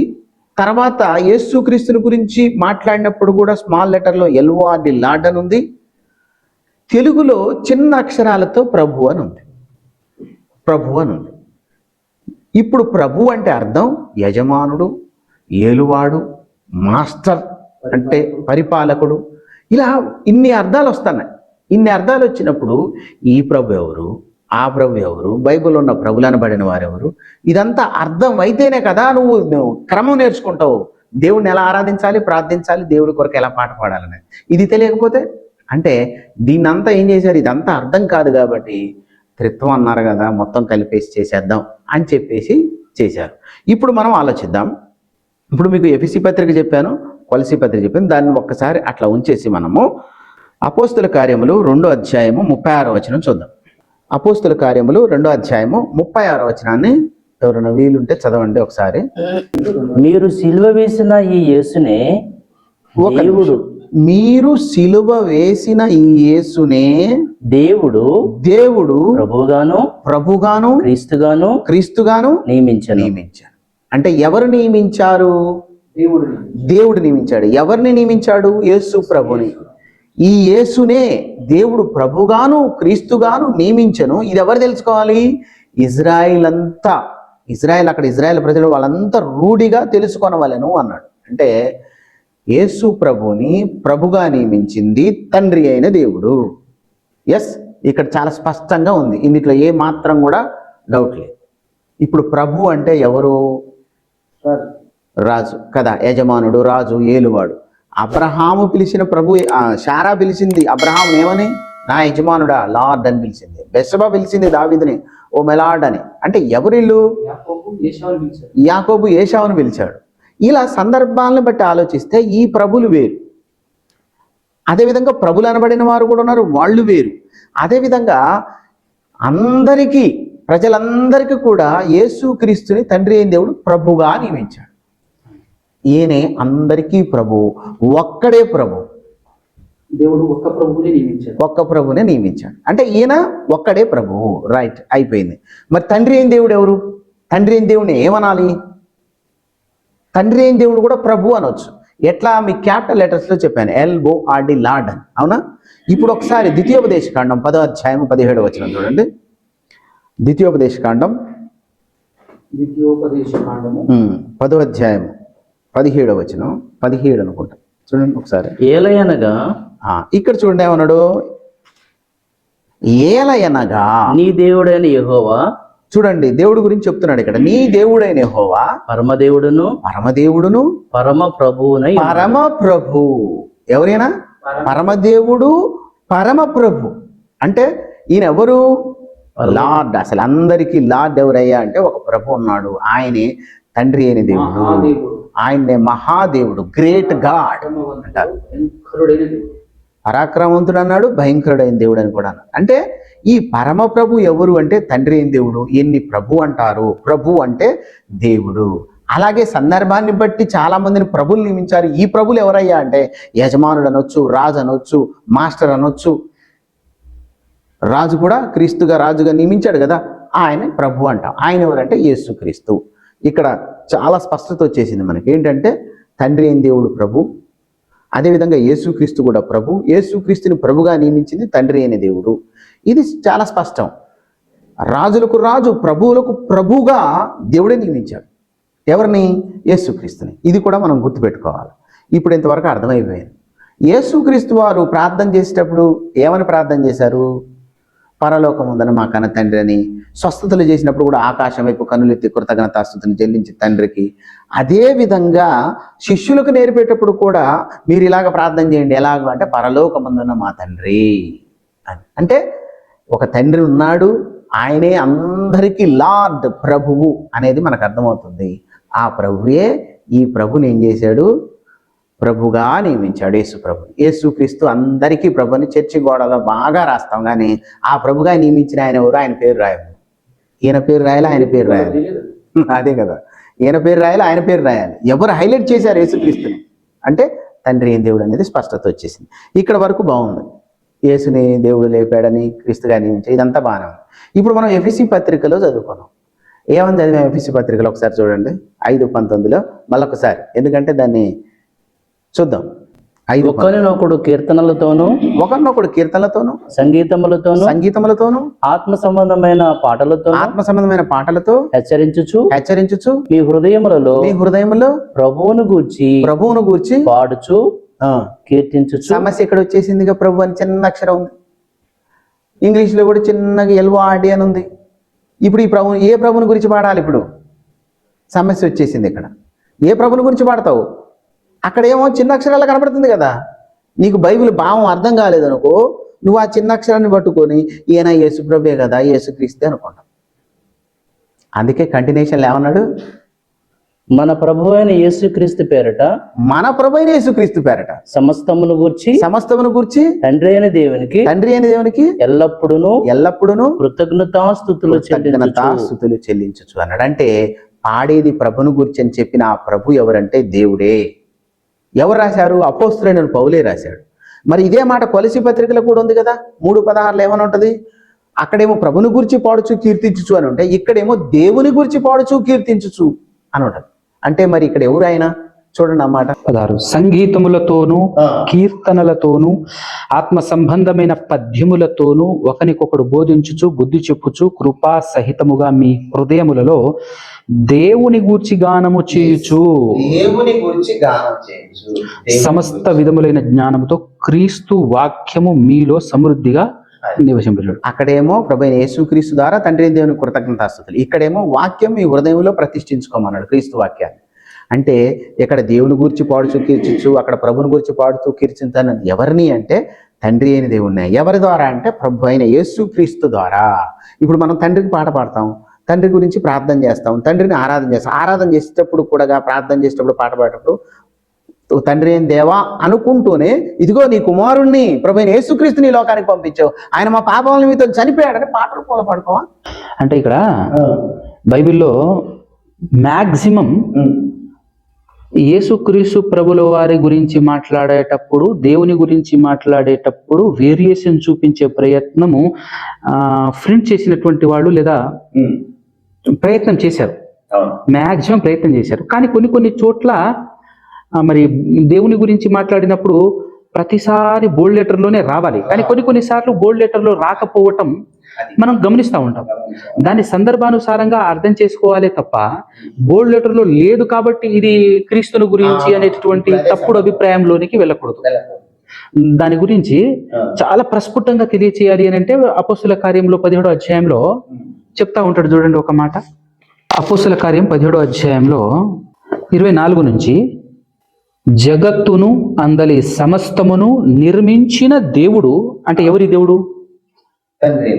ఆ దేవుడు తానే ఆకాశమునకును భూమికిని ప్రభువై ఉన్నందున. మరి అక్కడ ప్రభు అనేది టిక్ లెటర్ లేదుగా, కానీ ఇప్పుడు దీన్ని బట్టి టిక్ లెటర్లో లేదు కాబట్టి యేసు ప్రభు అని చెప్పేసి అనటం అపార్థం, వక్రీకరించడమే అవుతుంది. వక్రీకరించడం ఒకటి, భావం అర్థం చేసుకోకపోవటం, తర్వాత ఒకప్పుడు మనం కూడా శుద్ధ ముద్దులాగా ఉండి చదువుకోకపోవటం వల్ల, అంటే వాడు ఏది చెబితే అదే వినుకున్నాం, కానీ ఆ శుద్ధ ముద్దు అనే ఆ మెదడు చూడ అది తీసేయాలి, ఆ మందపు చెవులని తీసేసి గ్రహింపుకు రావాలి. మాక్సిమం ప్రజలు కాపీ పేస్ట్కి అలవాటు పడ్డరు, సొంతంగా ఆలోచించట్లేదు. ఇతరు చెప్పిన ప్రభు ఎవరు అంటాడు, ఈ ప్రభు అంటే ఆ ప్రభు యెహోవా, యేసు యేసేహో అని వాడు తెంగరేశాలు ఎందుకు ఎత్తాడు, వీళ్ళకి తెలియదు కదా. అంటే ఎదుటోడు వెర్రోళ్ళు అయినప్పుడు, మీరు ఉదయం సామెత చెప్పారు కదా, ఆ టైప్లో ఎదుటోడు తెలివి తక్కువ అయినప్పుడు మనం ఏమైనా చెప్పొచ్చు. ఇప్పుడు మనం దీన్ని ఒకసారి ఇంగ్లీష్లో చూద్దాం. ఇంగ్లీష్లో చూడండి ఎలా ఉంటుందో. అంటే జనం కోసం మనకు అర్థమైపోయింది, కానీ మనం ఒకసారి చెప్పాలి కదా జనానికి కూడా. మరి ఎఫ్ఎస్సి 5:19 మరి టైం అయిందా? ఒకసారి చూడండి, ఇంగ్లీష్లో చూద్దాం. Joining with one another in holy songs of praise and of the spirit, using your voice in songs and making melody in your heart to the Lord. అక్కడ క్యాపిటల్ లెటర్ ఉండాలి, కానీ ఏమనుంది? స్మాల్ లెటర్ ఉంది అనమాట. మళ్ళీ కింద ఏం చెప్పాడు? Giving praise at all times for all things in the name of our Lord Jesus Christ. మళ్ళీ ఇక్కడ ఏమో లార్డ్ స్మాల్ లెటర్లోనే ఉంది, లార్డ్ జీసస్ అని ఉండి, to God even the father. నువ్వేం చేసినా ప్రభువైన యేసుక్రీస్తు ద్వారా తండ్రి అయిన దేవునికి కృతజ్ఞత. ఇక్కడ గాడ్ అని ఉంది. మళ్ళీ ఇదే మాటని మనం ఒక్కసారి మళ్ళీ కొలసీలకు రాసిన పత్రిక 3:16 చూద్దాం. కొలసీ 3:16 మీరు ఇందాక అపోస్తలుల కార్యం చాలా మంచి విషయం చెప్పారు. ఇక్కడ చూడండి ఏముందో, let the word of Christ be in you in all wealth of wisdom, teaching and helping one another with songs of praise and holy words, making melody to God అన్నాడు ఇక్కడ. With grace in our hearts, God అన్నాడు ఇక్కడ. అని 17వ వచనంలో ఏమన్నాడు? And whatever you do in word or in act, do all in the name of the Lord Jesus, giving praise to God the father through him. అంటే తండ్రి అయిన దేవుని ద్వారా. అలాగే ఉంటుంది ఇంగ్లీష్. నేను దాంట్లో కూడా చూసి, అంతకుముందు కూడా ఈ విషయం నేను చాలా సందర్భాల్లో చెప్పాను. సో ఇప్పుడు మనకి ఇక్కడ అర్థం కావాల్సిన విషయం ఏంటంటే, నువ్వు ప్రార్థన చేస్తున్నావా, ఆరాధన చేస్తున్నావా, ఒక పాట పాడుతున్నావా, నీ క్రమం తెలియాలి. క్రమం తెలియకుండా విచ్చలవిడి తనంతో డిస్కో తెక్కులాగా ఆరాధన డ్యాన్సులు. అంటే ముఖ్యంగా ఏంటంటే ముగ్గురిని కలిపేశారు కాబట్టి ఆయన ఈయన ముగ్గురు కలిపి ఒక్కడే కాబట్టి ఎవరిని ఆరాధించినా. ఇంకా చెప్పాలి అంటే రీసెంట్ గా సహోదరుడు చెప్తూ ఏం చెప్తున్నాడు తెలుసా? దేవుడు అని అన్నాం అనుకో, ముగ్గురికి వెళ్తుంది. ఇప్పుడు మనం దేవునికి స్తోత్రం అన్నాం అనుకో, ఏ దేవునికి స్తోత్రం చెప్తున్నావు నువ్వు అని అనకూడదు, ముగ్గురికి వెళ్ళిపోతుందట. దేవునికి స్తోత్రం అంటే ముగ్గురికి వెళ్ళిపోతుందట. ఇప్పుడు ఇదే విషయాన్ని ఇప్పుడు వాడు నిన్న వీడియో అప్లోడ్ చేసేటట్టు, పేతురు చెప్పిన ప్రభు ఎవరు అని. ఇంకా దాన్ని ఆ వీడియో సరిగ్గా చూడలే, కానీ నాకు వాడి ఇంటెన్షన్ అర్థమైంది ఏంటంటే, ఇప్పుడు పేతురు పత్రికలో యేసుక్రీస్తు రాకడలో ఇలా జరుగుతుందని ప్రభువుకి ఒక దినం అనగా 1000 సంవత్సరములు ఉంటుంది కదా, దాన్ని కంటిన్యూషన్ చేసుకుంటూ వచ్చి ప్రభు వచ్చేటప్పుడు ఇలా జరుగుతుంది అని కిందికి వచ్చాక దేవుని దినపు రాకడ కొరకు అని వచ్చి కింద దేవుని లేను. అంటే ఈ ప్రభు ఎవరు? ఈ దేవుడు ఎవరు? కలుపుతాడు, వాడు కలిపేస్తాడు. వాస్తవానికి యేసుక్రీస్తు వచ్చేది ఏ సమయంలో వస్తాడో నాకు తెలియదు నాయన అన్నాడు కదా ఆయన. మరి అది చెప్పడా? మత్తయి సువార్తలో మనుష్య కుమారుడు రాకడ దినం అంటాడు, ఇక్కడ దేవుని దినపు రాకడ అంటాడు. పాత నిబంధన నుంచి చదివితే వీళ్ళకి బైబిల్ అర్థం కాలేదు, అర్థం అయినా ఒకవేళ వీళ్ళు కావాలని వక్రీకరిస్తున్నాడు అని చెప్పొచ్చు. ఎందుకంటే నాశనం చేసే దినం ఏదైతే ఉందో దాన్ని దేవుని దినపు రాకడ అని చెప్పింది బైబిల్. అలా అని చెప్పేసి దేవుడు వస్తాడంటే రాడు, ఎవరో ఒకరిని పంపిస్తాడు. పాత నిబంధనలు కూడా దేవుని దినపు రాకడా, దేవుని రాకడా, దేవుని దినపు రాకడా అని ఎన్నో విద్వాంసాల కాలంలో, అంటే బబులోను నాశనం అయినప్పుడు, బబులోను మిగతా వాళ్ళని నాశనం చేసినప్పుడు, అశ్షూరులు నాశనం అయినప్పుడు వాటన్నిటిని దేవుని దినపు రాకడా అని చెప్పారు. ఈ విధంగా ఇంకా మాట్లాడేది ఏంటంటే క్రీస్తు శకం 70లో జరిగిందే వదా యూదులు ఇశ్రాయేల్లో, దాని గురించి కూడా పాత నిబంధనలు ఏమని రాయబడింది అంటే దేవుని దినపు రాకడా అని చెప్పారు. ఇక్కడ కూడా అదే ఉంది, పేతురు పత్రికలో అదే ఉంది. అదే దేవుని దినపు రాకడ కొరకు దేవుని దినపు రాకడా అని ఉంటుంది. ఎందుకంటే దేవుని దినపు రాకడా అని చెప్పి ఎందుకు చెప్పారు అని అంటే చేసేది దేవుడే, మధ్యలో వ్యక్తులు ఎవరో ఒకరు ఉండొచ్చు, కానీ దాన్ని సంకల్పించింది, నిర్ణయించింది, నాశనం చేసేది సమస్తం దేవుడే. కాబట్టి ఆయన చిత్తాన్ని జరిగించడానికి ఎవరో ఒకరు ఇక్కడ రావాలి తప్ప జరిగించాల్సింది మొత్తం దేవుడే. అందుకోసమే బైబిల్లో ఒక మాట ఉంటుంది, అందరి యందును అందరి ద్వారా సమస్తం జరిగిస్తున్నది దేవుడు అని చెప్పేసి. మొదటి కొరింథీ పత్రిక 12వ అధ్యాయంలో ముగ్గురు గురించి చెప్తూ, తండ్రి గురించి, కుమారుడు గురించి, పరిశుద్ధాత్మ గురించి మాట్లాడుతూ చెప్పిన అద్భుతమైనటువంటి మాట, వేరియేషన్. దీనికి ఎవరు ఏంటి, ఎవరి ద్వారా ఏం జరుగుతుంది అనేటువంటి విషయాలు 12వ అధ్యాయం 4వ వచనం నుంచి, కృపా వరములు నానా విధములుగా ఉన్నవి గాని ఆత్మ ఒకడే, మరియు పరిచర్యలు నానా విధములుగా ఉన్నవి గాని ప్రభు ఒకడే. అంటే దేవుడు నియమించిన ప్రభు ఒక్కడే అని. 6వ వచనం, నానా విధములైన కార్యములు గలవు గాని అందరిలోనూ అన్నింటినీ జరిగించే దేవుడు ఒక్కడే. అంటే పరిశుద్ధాత్మ ద్వారా జరిగించిన దేవుడే, యేసుక్రీస్తు ప్రభువు ద్వారా జరిగించిన దేవుడే. ఎవరి ద్వారా జరిగించినా అందరి చేత, అందరి ద్వారా అన్నింటినీ జరిగించు, అందరిలోనూ అన్నింటినీ జరిగే దేవుడు ఒకడే. ఈ వేరియేషన్ ఇప్పుడు మనం చెప్పుకుంది అదే. ప్రభు అనగానే ఎవరు ప్రభు, ఎవరిని ప్రభుగా నియమించాడు, ప్రభులు అనబడిన వాళ్ళు ఎంతమంది ఉన్నారు, ఎవరిని సందర్భాన్ని బట్టి ప్రభు అన్నారు, ఇవన్నీ మనకు వచ్చేసాయి. ఇప్పుడు రీసెంట్గా ఏమంటారంటే, ఒక ఆయన ఏమంటాడంటే, పేతురు పత్రికను తీసుకొని మన ప్రభువును మన రక్షకుడైన యేసుక్రీస్తు అని ఉందనుకో, అదిగో ప్రభు అంటే ఎవరు? దేవుడు. రక్షకుడు ఎవరు? యేసుక్రీస్తు అని కలిపేస్తాను. ఇక్కడ ఇంగ్లీష్లో ఉంటుంది కదా, hour God and saviour Jesus Christ. ఈ చిన్నది అర్థం కదా, మళ్ళీ ఇంగ్లీష్ ఆయన తోపు. జీసస్ క్రైస్ట్ అని, అవర్ సేవియర్ జీసస్ క్రైస్ట్ అని ఉంటుంది. సో ఇట్లా మనం ఆలోచించగలిగితే ప్రభు అనేది అర్థమైపోయింది. మరి ఈ ప్రభు ఏం చేస్తాడు? మరలా ఇప్పుడు వచ్చాక ఈ రాజ్యాన్ని తీసుకుని తండ్రికి అప్పు చెప్తానన్నాడుగా, మరి ఏం చేస్తాడు ఈ ప్రభు? ఇప్పుడు పోయి ప్రభు సింహాసనంలో నువ్వు ఉన్నావుగా, నీలో నేను ఐక్యమైపోతా అంటాడా? ముగ్గురం కలిసి కూర్చుందాం అంటాడా? అసలు ఒక చోటనే పెద్ద అక్షరాలతో ప్రభు అని ఉంది, ఒక చోటనే చిన్న అక్షరం. ఇది ఎందుకు ఉంది కూడా ఆలోచన చేయట్లేదు. మళ్ళీ అన్నిట్లో ఒక దగ్గర లేదు కదా, ఒక్కొక్క దగ్గర ఉండట్లేదు కదా. దాన్నే మనం ఇక్కడ చెప్తున్నాం, దాన్నే పరిశీలన చేసినాం మనం. ఇప్పుడు కొరింథీయులకు రాసిన మొదటి పత్రిక 15:28 ఏమంటాడంటే, మరియు సమస్తమును ఆయనకు లోపరచబడినప్పుడు దేవుడు సర్వములో సర్వమగు నిమిత్తం కుమారుడు తనకు సమస్తమును లోపరిచిన దేవునికి తానే లోబడను. మరి ఈ ప్రభు ఆ ప్రభుకి లోబడతాడు. ఎందుకు లోబడ్డాడంటే ఆ ప్రభు పరమ ప్రభు, ఆ ప్రభుయే ఈ ప్రభుని రాజులకు రాజు, ప్రభువులకు ప్రభువుగా పెట్టాడు. అసలు ఈయనని ప్రభువుగా చేసిందే ఆయన కదా, అంతే కదా. ఆయన ఎవరు చేయలేరు ప్రభువుగా, ఆయన ఉన్నవాడు అనువాడునై ఉన్నాడు అన్నాడు లోకానికి. అందుకే ఇంత ఇప్పుడు ఈ వేరియేషన్ మనం తీసుకోకపోతే, ప్రభు అంటే ఏంటి అర్థం తెలియకపోతే వీళ్ళందిట్లో ఉండిపోతారు. నేను చాలా సందర్భాలు చెప్పిన, చాలా మంది ప్రభు అంటే దేవుడే కదా, నువ్వేం చెప్తావు, నీకేం తెలియట్లేదు, వాక్యంలో దేవుడు అనే ఉంది, నీకు అర్థం కావట్లేదు. ఎందుకు అంటే దేవుడు తన స్వరక్తం ఇచ్చి సంపాదించిన సంఘం అని ఉంది, కథం దేవుడు అని ఉందిగా. మరి కింద పుట్టినోట్లు ఏమనుంది? ప్రభు అని. మరి అక్కడ దేవుడు అని రాసాడుగా, పొరపాటు పడ్డాం. దేవుడు అంటే దేవుడు అనుకుంటే ఎట్లా? మరి ఇక్కడ కూడా రాశారు. మరి నీ కడుపే దేవుడు, కడుపుకు మొక్కు. మరి మోషేని కూడా దేవుడికి ఫరోకు దేవుడిగా పెట్టాడుగా. అంటే ఈ సందర్భాలు తీసుకోకపోవడానికి కారణం ఏంటంటే, మార్నింగ్ చెప్పా, ఆయన మన కొరకు ప్రాణం పెట్టాడు, ఆయన మన కొరకు తగ్గించుకున్నాడు, ఆయన ఉమ్మి వేసుకున్నాడు, కొరడా దెబ్బలు తిన్నాడు, క్షమించాడు అని. అవన్నీ కూడా తండ్రి దేవుడు ఏర్పాటు చేసింది మనందరి కొరకు. ఆ ప్రేమను వ్యక్తపరచడానికి ప్రభువైన యేసుక్రీస్తు ద్వారా ఆయన ప్రత్యక్షపరిచాడు. అది ఒక వరం, ఒక బహుమానం యేసుక్రీస్తు మనకి. ఆయన్ని మాదిరిగా తీసుకొని మనం నడిస్తేనే తండ్రి దగ్గరికి వెళ్తాం. ఈ వేలో వెళ్ళాలి, ఈ వేలోనే ఆరాధన, ఈ వేలోనే ప్రార్థన, ఈ వేలోనే పాటలు పాడాలి. పాటలన్నీ భ్రష్టు పట్టిపోయింది.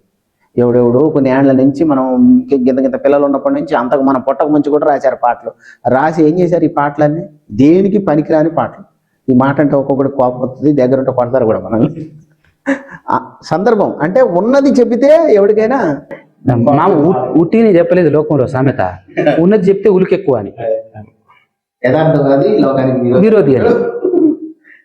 మనం ఏదో ఆశించో లేకపోతే జనాలు మెప్పుకోరో కాదు. ఈరోజు జనాలందరూ వాళ్ళ వైపే ఉండి మనల్ని నిందిస్తున్నప్పటికీ కూడా ఒరే బాబు బైబిల్ ఇలా ఉంది అని చెప్పేసి తెగించి ఎందుకు చెప్తున్నాం అని అంటే, సరే తిట్టుకున్నా ఏం చేసుకున్నా ఆఖరికి వాళ్ళు చంపేసినా కూడా దానికి సిద్ధమై ఎందుకు చెప్తున్నాం అని అంటే బైబిల్లో రాయబడి ఉంది. దీనివల్ల మనకి ఏమైనా లాభం ఉందా? దీనివల్ల మనకి ఏమైనా ఉపయోగం ఉందా? ఎవరైనా డబ్బులు ఇస్తారా? దానికి ఒక లాభాన్ని ఆశించి కాదు కదా మనం చెప్పేది. నిత్య జీవం అనే ఒకే ఒక లాభం మనకు. సో త్రిత్వం అనటానికి ఏమైనా ఆధారం ఉంది ఇక్కడ? త్రిత్వం అనటానికి ఆధారం ఉంది. వీళ్ళిద్దరూ వేరు అని కనపడుతుంది. ఇక పరిశుద్ధాత్మ అనేది మనకి దేవుడు ఒక వరంగా ఇచ్చాడు ఆ శక్తిని. అది మనలో ఎప్పుడు ఎల్లకాలం మనలో ఉండేది, మనతో పాటు ఉంటుంది. మనం తప్పు చేసినా ఒప్పు చేసినా మనం ఎలా నడవాలో ఏంటో అనేది పరిశుద్ధాత్మ లోపల హెచ్చరిస్తుంటుంది. దేవుని వాక్యం ఈ 66 పుస్తకాలు కూడా పరిశుద్ధాత్మ ప్రయాణంతో రాయబడని అంటున్నాం కదా. దాని ప్రకారంగా మనం వాటి చేసుకోలేక మనం హృదయంలో పరిశుద్ధాత్మను పెట్టుకుంది. ఆ బాప్తీసం తీసుకున్న తర్వాత మనకు ఆ దేవుడు ఆ వరాన్ని ఇచ్చింది. సో తండ్రి ఎవరు, కుమారుడు ఎవరు, పరిశుద్ధాత్ముడు ఎవరు? అందుకే యేసుప్రభు చెప్తాడు, ఎవరైనా తండ్రిని ఆరాధించాలంటే ఆత్మతో సత్యముతో, యథార్థంగా ఆరాధించేవాడు ఆత్మతో సత్యముతో ఆరాధించాలి. మీరు అలాంటి ఆరాధన మీరు చేయట్లేదని కూడా ఆమెతో అన్నాడు. సమాజానికి కూడా తెలియజేసి ఎలా ఆరాధన చేయాలో కూడా క్రమాన్నంతా నేర్పుకుంటూ వచ్చాడు. సో ఈ కొద్ది మాటలు దేవుడు దీవించునుగాక. సరే, ఓకే, చాలా సంతోషం. అంటే ఇప్పటివరకు ప్రభువు అనే మాటను పట్టుకొని కూడా కొంతమంది అపార్థం చేసుకొని సమాజాన్ని రాంగ్ రూట్లో నడిపిస్తున్నారు కాబట్టి చెప్పారు, సంతోషం. దాంతో పాటుగా అందులో మనకు అర్థం కావాలి, ఇద్దరు ప్రభువులు ఉన్నప్పటికీ ఆ ఇద్దరు ప్రభువులు తమంతట తాముగా లేదంటే ఈక్వల్ ప్రభువులు కాదు. ఒక ప్రభువు చేత మరొక ప్రభువు నియమింపబడి ఉన్నాడు అనే విషయం క్లియర్ కట్గా అర్థం కావాలి. సో ఒక ప్రభువునైతే ఎవరు నియమించలేదు, ఆయన పరమ ప్రభువు. ఆయనను ఎవరు నియమిస్తే ప్రభు అవ్వలేదు. ఆయన తాను నిర్మించుకున్న సృష్టి, తన ద్వారా కలిగినటువంటి పిల్లల మీద తానే రాజుగా తనంతట తానుగా ఉన్నాడు. తాను సృష్టించిన సృష్టి మీద మరొక వ్యక్తిని ప్రభువుగా ఆయన నియమిస్తున్నట్టు బైబిల్ తెలియజేస్తా ఉంది. దాంతోపాటు అపోస్తలులు కూడా ఆత్మపూర్ణులు అని అంటే పరిశుద్ధాత్మ సహాయంతో వాళ్ళు ఏం చెప్పారు అని అంటే యేసుక్రీస్తుకు శిరస్సు దేవుడు అని చెప్పారు. యేసుక్రీస్తుకు శిరస్సు దేవుడు అని చెప్పారు. సో దాని మీనింగ్ ఏంటిదంటే యేసుక్రీస్తుకు పైన అధికారి లేదా యేసుక్రీస్తుకు పైన రాజు ఉన్నాడు ఒక ఆయన అని చెప్తా ఉన్నాడు. అలాంటప్పుడు వాళ్ళిద్దరూ సమానం ఎట్లయితారు? సమానం కానప్పుడు త్రిత్వం అని ఎలా చెప్తావు? వారిద్దరిని కలిపి ఒక బుట్టలో లేదా ఒక గంపలో ఎలా పెడతావు? కనబడుతుంది వచనం, క్రీస్తుకు పైన ఉన్నాడు దేవుడు అని. అంటే నాకంటే గొప్పవాడని ఎందుకన్నాడు? ఆయన స్టేట్మెంట్ ఇచ్చేసాడు, ఆయన ఇచ్చాడు. కాబట్టి దాని గురించి మరి జాగ్రత్తగా ఆలోచన చేస్తే కాదు, త్రిత్వం అనేటటువంటిది ఒక తప్పుడు సిద్ధాంతం అనేటటువంటి విషయం క్లారిఫై అవుతుంది. ఇంకా మనం దీని గురించి సమగ్రంగా ఇంకా డీప్గా డెప్త్గా ఈరోజు సమాజంలో ఎవరైతే అర్థం కాని, ఆఖరికి వాళ్లకు కూడా అర్థం కానటువంటి సిద్ధాంతం అది అయినప్పటికీ కూడా దాని మీద మేమేదో సవాలు డిబేటు అని, మరి నిజంగా చెప్పాలంటే ఒక రకంగా పిచ్చోళ్ళనే చెప్పొచ్చు. పిచ్చి వాళ్ళే, అతనికి అర్థం కాని దాని మీద ఆయన స్టాండ్ అయి నిలబడటం. పిచ్చోడి చేతిలో రాయంటే ఏం చేస్తాడు, ఎవడి మీద తీసుకెళ్తారో తెలియదు. ఫైనల్ గా వాళ్ళు కూడా చెప్పేది ఏంటంటే ఇది అర్థం కానిది అని చెప్తారు. అలాంటప్పుడు ఈ విర్రవిగుడు ఏంటి? అర్థం కాని దాని మీద నిలబడి ఉన్న నీవు విర్రవిగొద్దు కదా. మనం చేసేది ఏముందన్నా, ఆయనే ఒప్పుకునే విషయం, వాళ్ళందరూ ఒప్పుకునే విషయం ఏంటంటే ఇది మాకు అర్థం కాలేదు, ఎవరికి అర్థం కాదని చెప్పినప్పుడు అలాంటి వాళ్ళు డిబేట్కి రావటానికి ధైర్యం చేయటమే అదొక రకమైనటువంటి పిచ్చి అనాలి, అవునా కదా? కాబట్టి ఇది ఎప్పటికీ అర్థం కాదు, అర్థం కాని దాన్ని వాళ్ళకి అర్థం కాని దాన్ని ఎదుటోళ్ళకి ఏం చెప్పగలరు అని చెప్పేసి మనకి నీట్గా అర్థమవుతుంది. కాబట్టి ఇది 100% తప్పుడు సిద్ధాంతం అనే విషయం నీట్గా అర్థమవుతుంది. ఇంకా దీనితో ఏదో క్లోజ్ అయిపోయింది, దీంతో అయిపోయింది అని అనుకోవటానికి లేదు, ఇంకా చాలా ఉంది. ఇంకా ఎవరెవరు ఏ విధంగా అయితే మాట్లాడుతున్నారో వాటన్నింటికి వాక్యాధారాలతో వచనానుసారమైనటువంటి వివరణతో ముందు పెట్టే ప్రయత్నం రానున్నటువంటి దినాల్లో చేసే ప్రయత్నం చేద్దాం. ఖచ్చితంగా ప్రతి నెల ఈ విధంగా మనం కూడుకునే ప్రయత్నం చేద్దాం 100%. మరి మీరేమైనా మాట్లాడతారా? చెప్పండి. అయితే త్రిత్వవాదుల గురించి మనం డిస్కషన్ చేస్తున్నాం కదా. అన్నయ్య గారు ఇందాక మాట్లాడేటప్పుడు నాకు ఒకటి గుర్తొచ్చింది. కోడిగుడ్డు గురించి ఒక సందర్భం తీసుకుంటాం. అయితే వాళ్ళు చెప్పేది కూడా అదే వాస్తవంగా. కోడిగుడ్డును చూపిస్తారు అవును. ఎలా ఉందో, దేవుడు కూడా అలా ఉన్నారు, ముగ్గురు కలిసి అలా ఉన్నారు. ఆ, కానీ నిజంగానే వాళ్ళు చెప్పింది వాస్తవే. ఎట్లా అంటే వాళ్ళు కోడిగుడ్డును చేసినట్టు చేశారు దేవుడిని. కోడిగుడ్డును ఉడకబెట్టుకుంటాం కదా మనం. ఫస్ట్ గుడ్డే చూస్తాం, ఉడకబెట్టినాక పెంకులు చేస్తాం. పెంకులు తీసి పెంకులు ఏం చేస్తాం మనం? పడేస్తాం. ఇవాళ దేవుడిని అదే పని చేశారు. బా. అవును, నిజంగా దేవుని పక్కన పెట్టేశారు. దేవుణ్ణి పక్కన పడేశారు. దాని వల్ల వచ్చినటువంటిది దాన్ని పట్టుకుంటున్నారు. అంతకుముందు మరి గుడ్డు అని దీని గురించి చెప్పినావు కదా, దీని గురించే గుడ్డు అన్నది. ఒక మాట అన్న, మీరు చెప్పిన దాంట్లో మరొక లాజికల్ పాయింట్ గుర్తుకొచ్చింది. ఏంటంటే లోపల తెల్ల సోన పచ్చ సోనను కాపాడుతున్నది గుడ్డు, పెంకు మొత్తం పైన పెంకు, అది కాపాడే పెంకు. యేసు ప్రభువు కూడా తనను మరణము నుండి కాపాడు అని ప్రార్థనలను యాచనలు సమర్పించాడని హెబ్రీ గ్రంథకర్త తెలియజేశాడు 5:7. అవునా కదా? అంటే నిజమే, అది క్లియర్ కనబడుతుంది. అయితే ఆ లోపల ఉన్న దాన్ని కాపాడిన పెంకును ఎలా అయితే మనం ఉడకబెట్టిన తర్వాత తీసి పడేస్తామో, అలాగే ఈ త్రిత్వవాదులు ఏం చేశారు అని అంటే యేసుక్రీస్తు ప్రభుల వారిని దేవుణ్ణి చేసేసి అసలు దేవుడిని పక్కన పడేశారు. వాళ్ళు ఇంకోటి ఏంటంటే, ఇప్పుడు పెంకు దాని స్వభావం వేరు. ముడతపెట్టిన తర్వాత దాని అది కొంచెం పెలుసుగా ఉంటుంది. తర్వాత పైన ఉన్నటువంటి వైట్ అది కొంచెం రబ్బర్గా ఉంటుంది. లోన్ ఉన్నటువంటి తెల్లసోన పిండిగా ఉంటుంది. ఇప్పుడు దీని 3 స్వభావాలు వేరేగా. మరి తండ్రి, కుమార, పరిశుద్ధాత్మ ముగ్గురు స్వభావాలు వేరా? మరి ఈ 3 వేరుగా ఉన్నాయిగా, స్వభావాలు వేరుగా ఉన్నాయిగా. మొన్న ఒక అతను అన్నాడు, ఏమన్నాడు? నీలో రక్తం ఉంది, నీలో మాంసం ఉంది, నీలో ఆత్మ ఉంది. ఈ 3 కలిపితే నువ్వెలాగో దేవుడు కూడా అంతే అన్నాడు. ఇప్పుడు రక్తం శరీరం చచ్చిపోతే కాల్చేస్తాం, బూడిదైపోద్ది, ఇక అది దొరకదు. ఇక మళ్ళీ ఆత్మ ఒకటే.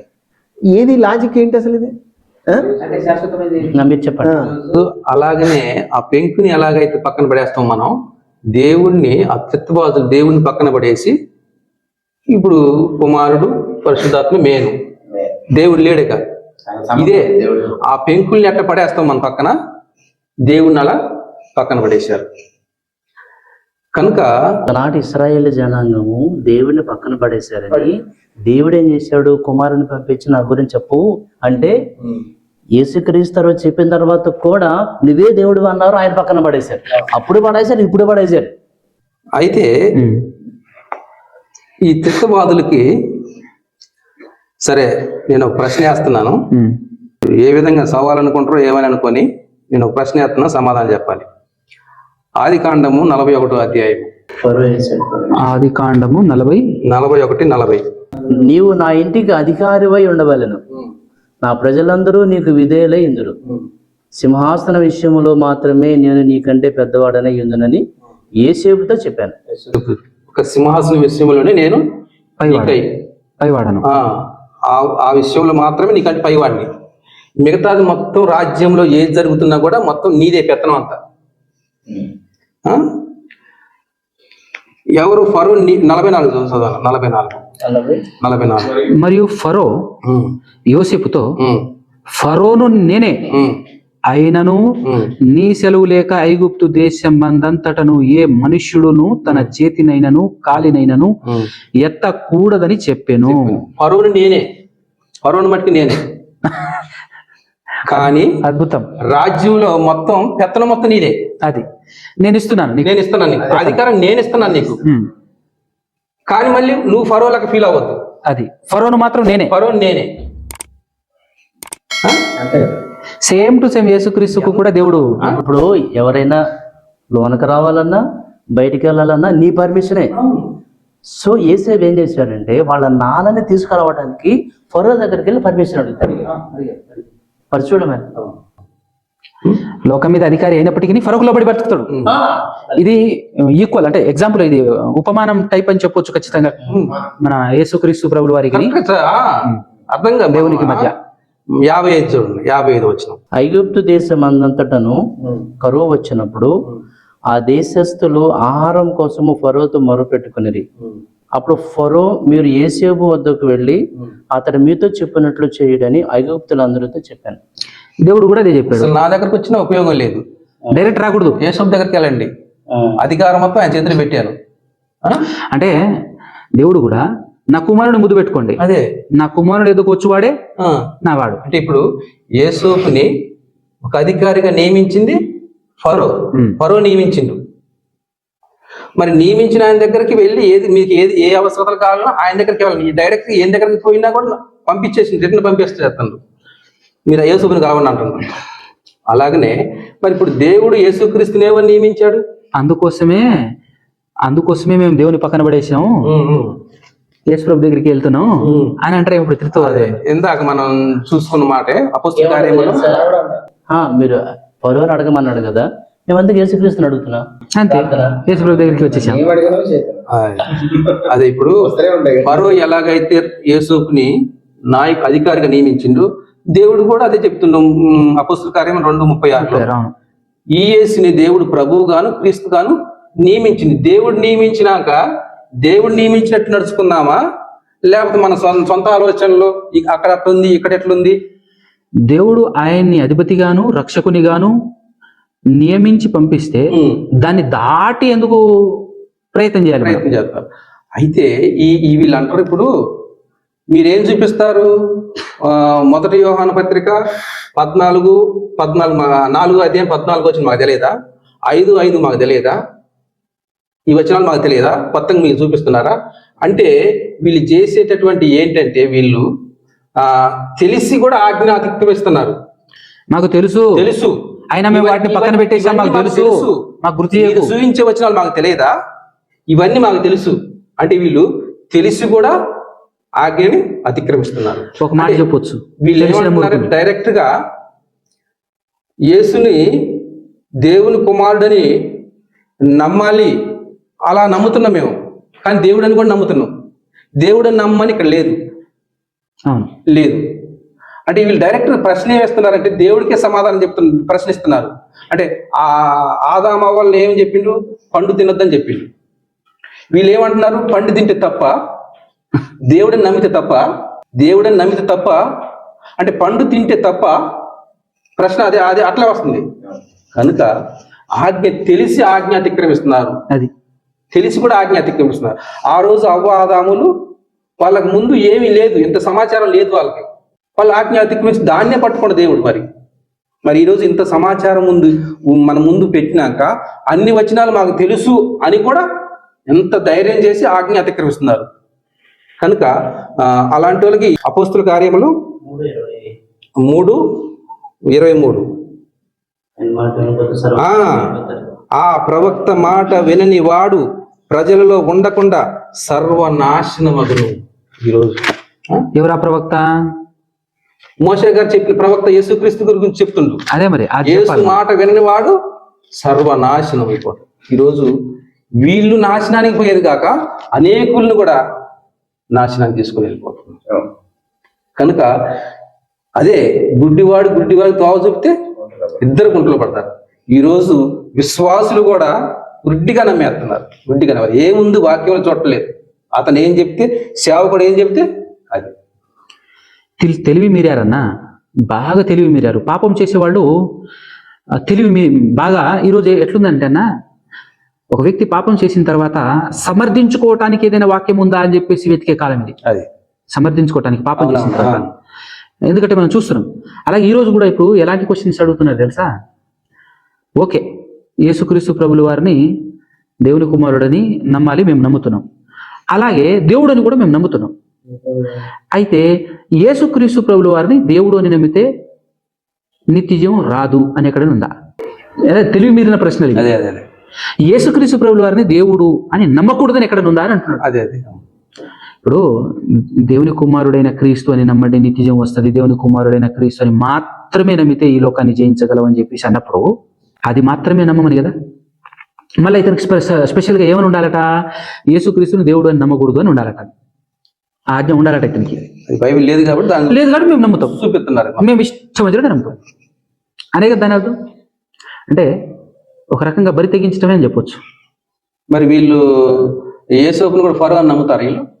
ఇక వాళ్ళు ఏమైనా నమ్ముతారు, ఇక ఇష్టం వచ్చిన నమ్ముతారు. అంటే ఇప్పుడు మీరు మీ అబ్బాయికి అరే షాప్కి వెళ్ళి వంకాయలు తీసుకురారా అన్నారు, బెండకాయలు తీసుకురామని చెప్పలేదుగా, గోంగూర తీసుకురామని చెప్పలేదుగా, ఉల్లిపాయలు తీసుకురామని చెప్పలేదుగా అని అంటే అవే తీసుకురామని అర్థం అక్కడ. ఇప్పుడు ఇంకోటి కూడా చెప్పొచ్చు, ఇలా వంకాయ తీసుకురారా అన్నాను, వంకాయ తీసుకొచ్చాడు, బెండకాయ తీసుకొచ్చాడు, అన్నీ తీసుకొచ్చాడు. అవన్నీ తీసుకురమ్మని చెప్పలేదు కాదరా, నేను వంకాయ ఒకటే తీసుకురమ్మని చెప్పాను అంటే బెండకాయ తీసుకురాకు అని చెప్పలేగా, దోసకాయలు తీసుకురాకు అని చెప్పలేదుగా, తీసుకొచ్చారు. అదనమాట మితిమీరిన జ్ఞానం, వాళ్ళు చేస్తున్న తప్పును సమర్థించుకునేటటువంటి తెలివి. ఈ రోడ్డు హైదరాబాద్కి వెళ్ళింది అని పెట్టాడు అనుకోండి ఏదన్నా సింబల్, ఇది తిరుపతి పోదని చెప్పలేదుగా, అదనమాట అతిగా తెలివి. దీని స్వనీతి అంటారా ఏమంటారు సార్? దేవుడు అంటే భయం భక్తి లేక ఇవన్నీ. ఓకే, చాలా సంతోషం. ఇప్పటి వరకు మరి దేవుని కృపలో దేవుడు మనకి ఇచ్చినటువంటి సమయాన్ని బట్టి దేవునికి స్తుతి స్తోత్రాలు క్రీస్తు ద్వారా తెలియచేస్తున్నాను. అదే విధముగా మరి ఇప్పటి వరకు మరొక నెలలో ఈ విధంగా కూడుకొని మరిన్ని విషయాలు మనం మాట్లాడుకునే ప్రయత్నం చేద్దాం.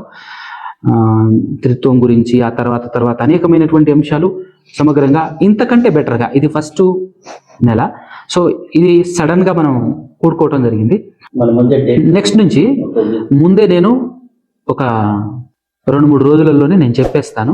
సో మనకు నెల టైం ఉంటుంది కాబట్టి నెల మొత్తంలో దాని మీద చాలా జాగ్రత్తగా మరి సమగ్రంగా ఆలోచించి మనం చదివి సమాజానికి తెలియచేసేటటువంటి ప్రయత్నం చేద్దాం. క్రైస్తవ సమాజానికి శ్రేయస్సు కోరి మరొక ప్రయోజనమే లేదు. ఓన్లీ దేవుడు ఏదైతే చెప్పాడో అది నమ్మి అంతకు మించి వెళ్లకుండా, ఎందుకంటే అంతకు మించి వెళ్తే ఎంత ప్రమాదమో మోషే గారు పొందుకున్నారో చూసాం మనం. ఎంతవరకు అయితే చెప్పాడో, ఏదైతే నమ్మమని చెప్పాడో అంతే నమ్మి ముందుకు సాగాలి. అయితేనే విధేయత అంటారు దాన్ని.